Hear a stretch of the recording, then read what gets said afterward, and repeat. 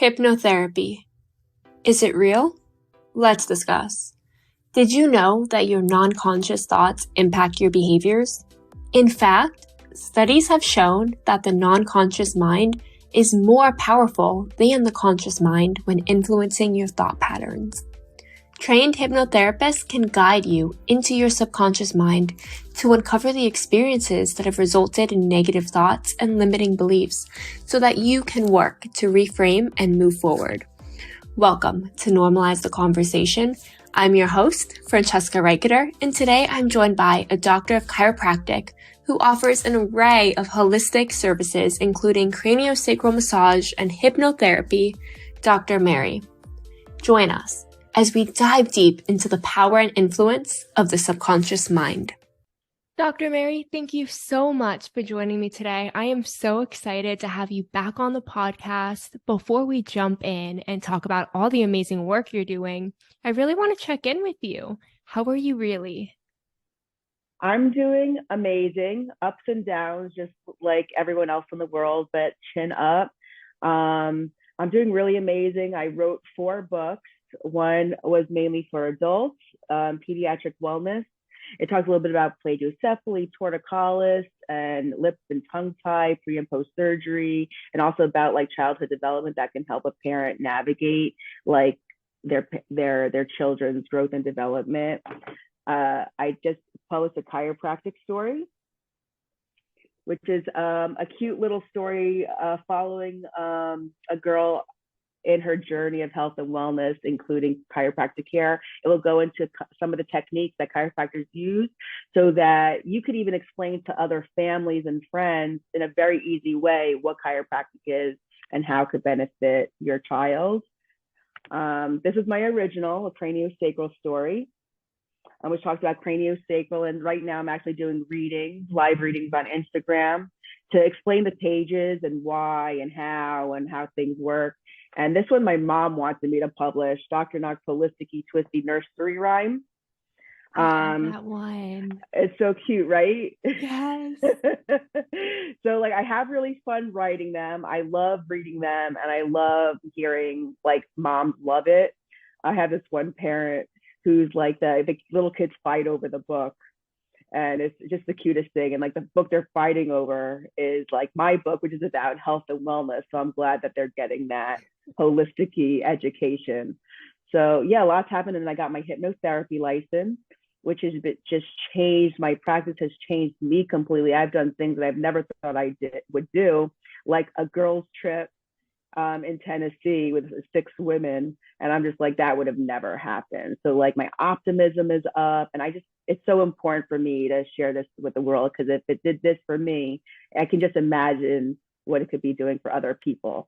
So I'm super passionate. I'm super excited. And I'm excited to be here 3 years later talking to you, who's also kind of like blossom and is just as beautiful and successful as ever. So I'm happy to be here. I love this growth for us both. I mean, wow, 4 books and now this new certification. I am so excited to learn more about it.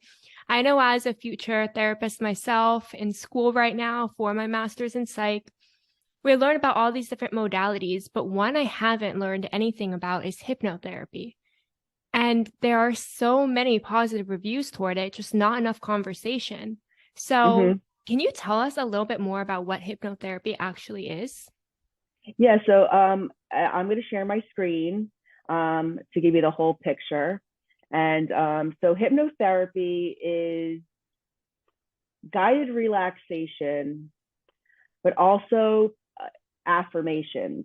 So it's interesting because some of the hypnotherapy protocols remind me of craniosacral therapy. So right here, what you have is the triune mind. So the mind is collectively made up of 3 minds. You have the conscious mind, you have the subconscious mind, and you have the superconscious mind. Now, the conscious mind is responsible for your analysis and choice. Like we chose to have this interview today to talk about hypnotherapy. The conscious mind is responsible for inductive and deductive reasoning. It's responsible for logic and learning through the five senses. What you'll also notice within the conscious mind, you have what's known as the critical factor. That critical factor is also known as your inner chatterbox. You know how like you have like these conversations with yourself, like you can't do this, and you're like, yes, I can. So it's almost like that chatterbox that never really quiets down, and it really is a protective mechanism. Usually, if the thought that's coming in doesn't line up with what the critical factor believes, it will shoot it back out. So it could be like an idea that maybe you're not really open to, and it's because like this critical factor is kind of like trying to protect you, or trying to protect your mind. So in a little bit, I'll show you how we relax that critical factor so that we could put positivity into the subconscious mind. Now, the subconscious mind is known as the great doer. Did you know that 95 to 99% of our actions are through the subconscious mind? So habits, all this is like you don't even know you're doing it half the time, is all out of your subconscious mind. So it just kind of shows you like how powerful the subconscious mind is. The subconscious mind is where we have our imagery. So the conscious mind, we speak through words. So my words interpret your words, and your words interpret my words. The subconscious mind communicates with our conscious mind through imagery. So pictures, memories, dream work. It's also where the seat of emotions are. So whenever you're feeling sad or angry, those are subconscious, those are reactions coming out of the subconscious mind. What you'll also notice within this subconscious mind, you have negative and you have positive. And what these negative positives are is these are beliefs that you have developed throughout your lifetime. If you believe in past lives, then it's beliefs that you've accumulated in your past lives as well. So if you could think of your subconscious mind as like software of a computer, where your body is the hardware, if your subconscious mind is mostly in the negative, then that's going to drive, this is the Angela Zimmerman model for like how beliefs create emotions, create behaviors, which create the results that you are looking for. So if the subconscious mind is mostly negative, let me pick a different color, is mostly negative, that's going to drive negative emotions, which is going to drive negative behavior, which may or may not be giving you the results that you want. So the goal is to saturate the subconscious mind with positives. So now the question is, how do we do that? So there are 6 events that can happen where the mind will make a decision. They'll form a belief. So there are 5, those 5 events are hypnosis, authority figures. Like for example, if a teacher kind of makes, not like points you out in the middle of class, like you spelled the word wrong, then you're, as a kid, you're like, oh, I did something wrong, or I said something wrong. I don't want to stand up in front of a group of people and get something wrong again. So that forms a negative belief that's, automatically put into your subconscious mind. So we don't even know we're doing it half the time. Peers is the third one. If there's an emotional attachment to it, like maybe a friend dying, so that's going to have some sadness, some grief attached to it. And also repetition. So with hypnosis, you want to be very repetitive. The mind loves repetition. They actually say there's a magic number, 21. Anything that you're thinking of wanting to create a habit, it takes 21 days for that to occur. So if you're like, I want to wake up every morning and go to the gym, if you do it consistently for 21 days, it will become a habit. So that's another like interesting fact that I learned in hypnotherapy. And when you say yes, so when you say yes, you're automatically going to create a sort of belief, which is going to drive an emotion, which is going to drive a behavior to give you a result that you are looking for. So what we're going to do is we're going to use hypnosis as the event to calm the critical factor. That is going to open the floodgate to the subconscious mind so that we can take positive beliefs in the form of suggestions and imagery, which by the way, we create together. Nothing, when you're in hypnosis, I don't put anything into the suggestions that you or the patient doesn't, we don't collaborate together. We collaborate together before we go into hypnosis. You approve every single suggestion and image that we're going to be putting in there. So everything I'm saying is pretty much what you are going to be repeating, which is even more empowering because you're telling yourself these things. So super powerful, super impactful. So we're going to use hypnosis and we're going to put the positive beliefs in the form of suggestions and the imagery into the subconscious mind and flood the subconscious mind with positivity. But then what's going to happen once our subconscious mind is acting out of positivity, that's going to drive positive emotions, which is going to drive positive behaviors, which is not only going to help you get the result that you want, but it's also going to just help you live a happier and more optimistic life. So just so much wonderful things just by creating a more positive subconscious mind. The ultimate goal is to have all three in alignment, because once all three are in alignment, then you're able to talk to your superconscious mind, which is your problem-solving intelligence, the mind of love, healing, intuition, creativity, wholeness, and spirit. So that would be like your gut feeling, your gut intuition. So that's how hypnotherapy works. And it's interesting because whether you think it works or not, just by continuously doing it every single day, you're going to flip that subconscious mind into the positive. So this is how hypnotherapy works. Did you have any questions on? Oh, I am model? so excited to ask a million questions. Okay. This is very like Freud, right? Mm-hmm. I remember learning this.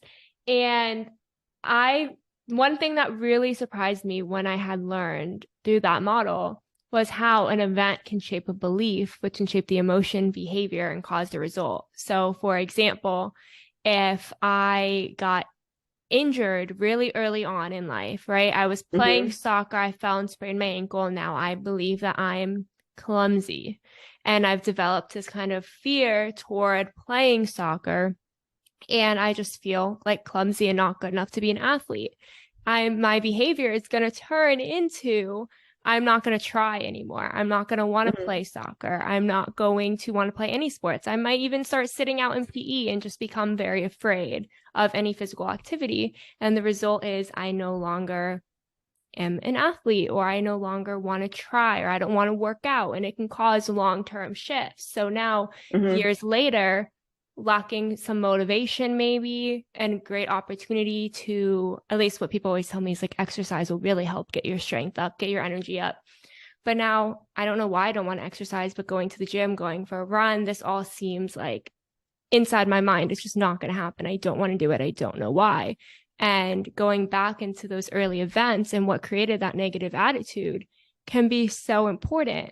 And yet I feel like that was just something that blew my mind that seems so simple. I mean, I know it's very complex, but it seems so simple to look back into those early events and how it shaped those very early beliefs.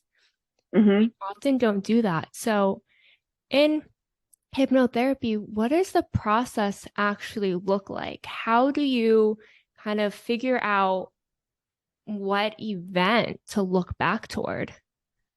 So there's different protocols for different goals. Usually when you go to a hypnotherapist, you'll have a goal in mind. And the wonderful thing about this type of hypnotherapy is that we're not replacing a negative with a negative. So like if someone's coming in and they're smokers, we won't say whenever you smoke, you feel like you're tasting whatever, something really gross. Well, instead we say you prefer to breathe clean air. So like even our approach of wanting to flip the negative with a positive is a huge, it's so important. So there's like integrating resources to heal the past. So what we'll do is we'll induce hypnosis. If that's your goal, I want to find out why I have such an aversion to this activity. So then we induce hypnosis using guided relaxation and deepening. And then we say, like your mind is now filled with when this all began. And your mind will go to exactly where it began. And then you have the opportunity to look at the event from your adult self. So you're like looking at the memory as just an observer. So it's like kind of looking around and seeing, okay, what happened in this incident? What kind of resolution do I need? And also another beautiful thing, which I think I mentioned before, was with the body can't decipher between reality and imagination. So we may even, or the client may even start creating like a new memory within their hypnosis session. I had this one patient who experienced a rape. And so when she was in hypnosis, her adult self went and said, "Come on, little girl, we're getting out of here." So it's almost like when she came in for the subsequent visit, she was like, "I don't even remember how many times," because in that session, she got herself out of there at the first time it happened. So it was like interesting to see how she like maybe had a memory of like the exact number, and now afterwards it was just, I don't even remember. Like I just remember that one time. So that's the beauty of the body, is like it doesn't know the difference between. And now we're not saying what happened was okay, but it's important that the person kind of find resolution so that they're not holding on to the anger, to the resentment, to the memory. So that's just like an example of how you could go back in hypnosis to find out when something began, how you were feeling. I actually just went to my high school reunion in December. The reason I bring this up is because when I was going through school, I was like all alone in the hallway and I had not many friends. I kind of felt like maybe people were mean to me. And then it was funny when I went there, I was talking to another girl and she was thinking like, no one really liked her. And I'm like, what are you talking about? I thought you were one of the coolest people. So it's like interesting to like, our perceptions of what happened. So to be able to go back into hypnosis and evaluate the situation as that observer, it really can change the course of a person's life. Okay, so I'm so mind blown right now. So some of the like memories that we have may be things that we've kind of created in our heads and have been holding on to, is what you're saying? Kind of like a projection. So when someone's yelling at, or like maybe, like that projection, so people like are taking it out on other people. They kind of assume they're not going to have any friends, let's just say, and so they keep to themselves. So they're like shy around everyone because they're like, they're not, everyone's that person that they're projecting on. So yeah, that's what I'm saying, is that a lot of it is from our perceptions. So does that mean in the same way that I'm so interested in this? Wow. So the way that like our beliefs can shape our emotions and behaviors, that our behaviors can kind of in turn shape our beliefs based on the way we're perceiving things. So it's like a cycle. Yeah, I didn't really look at it that way, but yeah, so you can, yeah, exactly. I'm so mind blown. I love this. It's awesome stuff. So then we want to break someone's behavior, like you said. So that's where hypnotherapy is coming into play. And we want to get to like those early memories. If it's so in the subconscious mind, you can go a lot deeper than what you can recall. But is it difficult to go back into a memory that someone may not know they have? Is that something you can do in one session? Does it take multiple sessions to get there? Everyone's different. Sometimes, like, they could go there on the first visit, or it may be longer. So that's a more of a difficult question. Some people will go right there, and other people, like when I was working on the one woman, and it was craniosacral. That was the interesting thing too. That's why I learned hypnotherapy, was because I saw a lot of things in common. Like when you're in craniosacral, you're completely relaxed, but you are mentally alert. So you know exactly what's happening. You hear every sound, and it's that tissue memory. So if I'm working an area, like I was working a hip, and it was like the third or fourth session, And she was, when I was 16, I was raped. And then it would tell me more about that. So she went, and I wasn't even doing hypnosis, or like I was doing hypnosis, but not knowing it. And she went into she went into the memory, she explored the memory, she resolved the memory, and now she doesn't have hip pain. So it depends on the person. Some people just want to go in, but the mind will never show you something that would hurt you. Like if you're not ready to see that memory, your subconscious mind is not going to show it to you. So, which is like a protective mechanism that the mind did to, make sure when the person is ready, they will receive that message. So our body also can store pain from these memories. Mm-hmm.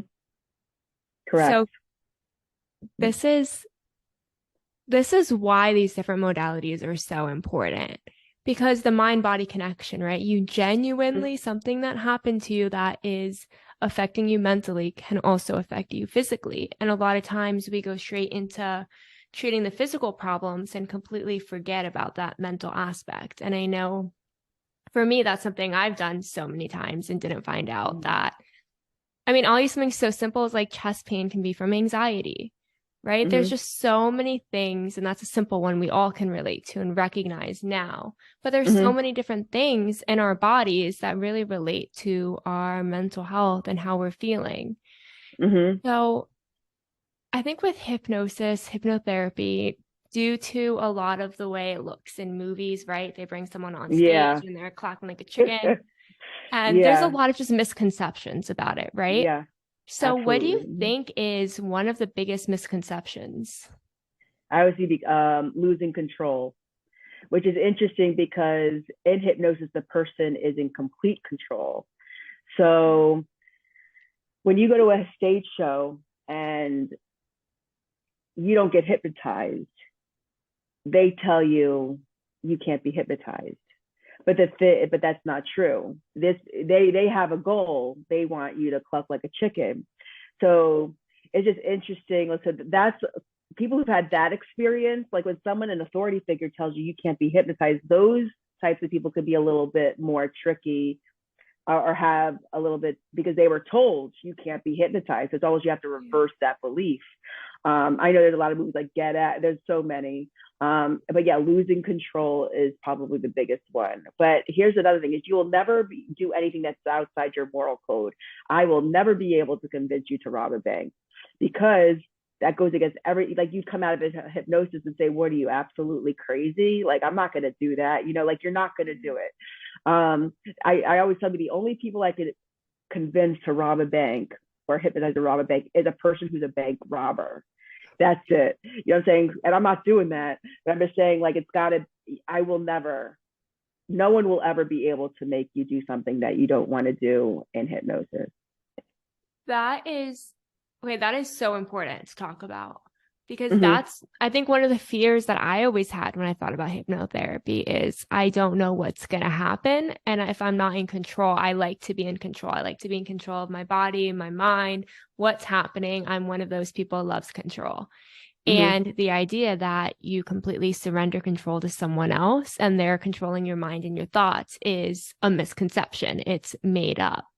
And like you said in the beginning, you're not putting those pictures in our minds, right? You're not putting the events and the stories into our minds.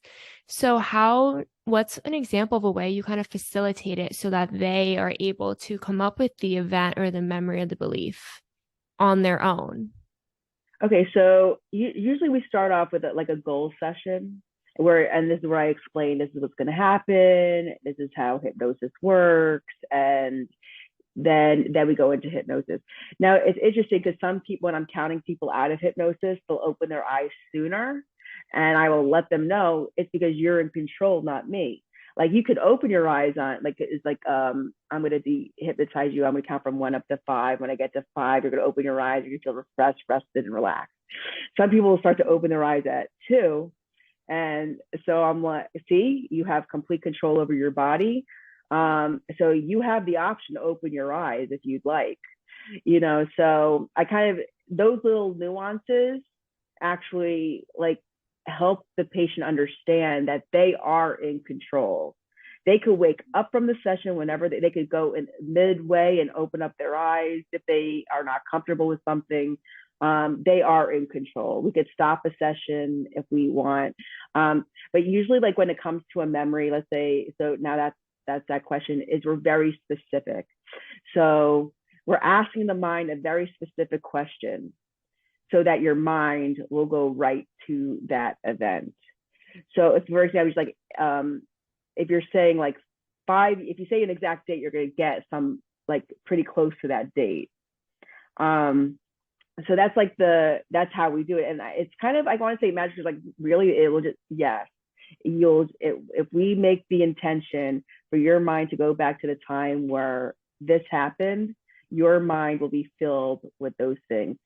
The only thing that may not occur is if the memory is too painful, in which case there are ways to, go to a different time or a different event. So like I said, the patient's in control, but yeah, it's all about intention. If you close your eyes and and go into a meditative state and ask a question, whatever comes into your mind, like, it's amazing. It's so organic. Like half the time, I know I say like a lot, but half the time you didn't even know you were going to be taken there. So it's just really, really amazing. I've been working with my fertility. That's my main thing in my life, struggle or adventure. And in one of the sessions, I received information that like the name of the embryo was Jeffrey. And I'm like, Jeffrey, I'm Jewish. I'm like, that's not a Jewish name. How did I come up with this name? And then when I looked on Google, Jeffrey originates from the name Godfrey. And I was like, holy moly. You know what I'm saying? Like, that's what I'm saying. Like, it's so organic. Things will come into your mind that you never even really were thinking of. Like, how did this come into mind? And like, when that happens, accept it, because you don't want to question your mind. You don't want to really, I mean, you can, but then your mind goes, okay, you don't like that one, let me show you some other things, and then maybe things get jumbled. But that part is my opinion. But the hypnosis stuff is so organic, and it just makes it even more believable. That's so amazing how your mind can just go back in time, can come up with like the word like Jeffrey. Like, our mind is so powerful. It really is. And people say it all the time, but I think this modality, hypnotherapy, really shows you how powerful it is. One thing you said was how if a memory is too painful, we can go to a different one. So does that mean if you notice somebody's in pain or they're struggling through that memory, you're able to help facilitate them to switch, or how does that work? Yes, there's two different suggestions, which is remove yourself from the physical body, because the mind can do that. So mind, take yourself out of the body and just look at what's happening.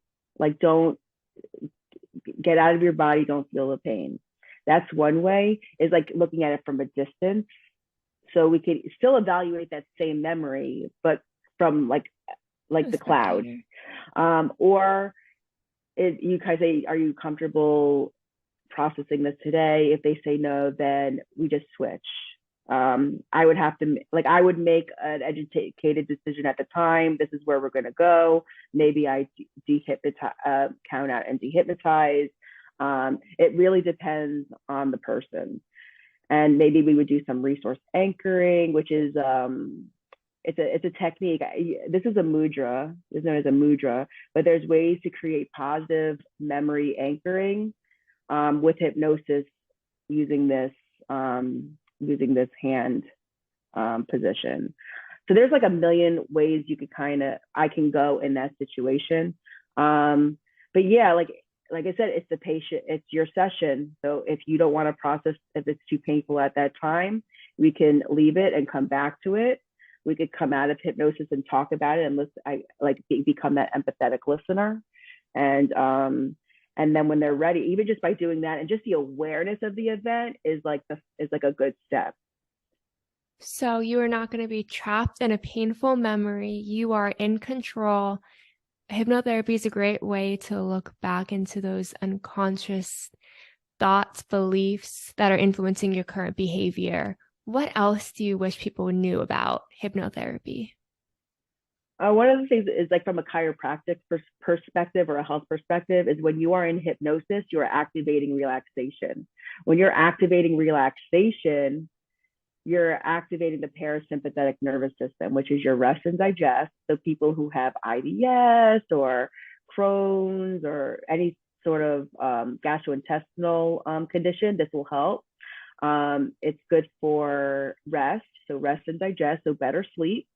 It boosts immune function. I have not been sick since I took hypnotherapy. I'm not saying it's a direct correlation, but it's definitely part of the process. So one of the like sessions so while you go to hypnotherapy school, just like you go to a mental health counseling school, you practice with your friends. So I actually I had these 2 cysts on my ovaries and they were postponing my transfer. And obviously, a super emotional roller coaster. My hearts go out to any couple who's experiencing infertility because it really is a rough road. And that's one of the niches I would love to get into because these couples could use all the like mind support that they can get. But by doing the hypnotherapy, the message was to me, live your life. Don't just focus on this. There's a whole big world out there. Don't, because I was not exercising. Why? Well, it could, abort whatever baby, travel. But if you get pregnant, are you going to go take, what I'm saying? So it's almost like stopping a lot of my life. And I was just focused on this. So when I started living my life and now like exercising and eating healthier, why wouldn't I eat healthier, right? Oh, because I'm going to get fat anyway. Say those were the beliefs that's what's going through my mind. So after I started living my life, 12 weeks later on an ultrasound, the cysts were gone. Wow. So healing is huge. Leaky gut syndrome. So giving the intestinal lining enough time to heal by doing hypnosis, immune system healing, and higher brain function. So ADD, concentration, focus. If you're wanting your kids to kind of do better in school, hypnosis is amazing. I had this one student and kind of struggling in classes, and his mom came in maybe like 2 months later, like, he got an A on his math test. I'm like, woohoo, so it's just like, it really is amazing how it can help or serve people in so many different ways. Like, it's not just for this. You can use it for medical support. You can use it for health and wellness. It's very versatile. That is, there are so many benefits. I had no idea. I genuinely, coming into this conversation, for everyone listening, I had very, very little idea of hypnotherapy. My like exposure to it was those movies where people are like clacking like a duck. And I looked it up and there's a lot of like positive reviews about this. Like, I'm excited to have this conversation and learn more. Mm-hmm. And I genuinely feel a lot more like I would try it. I would personally try it now. Coming into this conversation, I'd be like, maybe, but I genuinely would, because you've really broken down a lot of the misconceptions of it and how, the way it can actually heal your body as well is incredible. The power of the mind is almost everything. That one of the teachers who taught the class, it's called the Hypnotherapy Academy of America. They teach it virtually from New Mexico. That's the beauty of this too, is you could do it virtually. So anyone, anywhere could get this service. And I'll give you the link where you could kind of find people who took the same training I did. Yeah. But yeah, it really is what you said.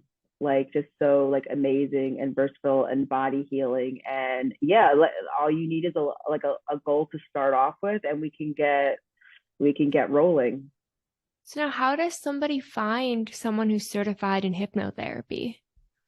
So I'm a member of the International Board of Hypnotherapists. There's 3 out there. I'm involved in that one. But what I'll do is I'll send you over the link, like I said, of the website that has all the practitioners who did it the way I did it.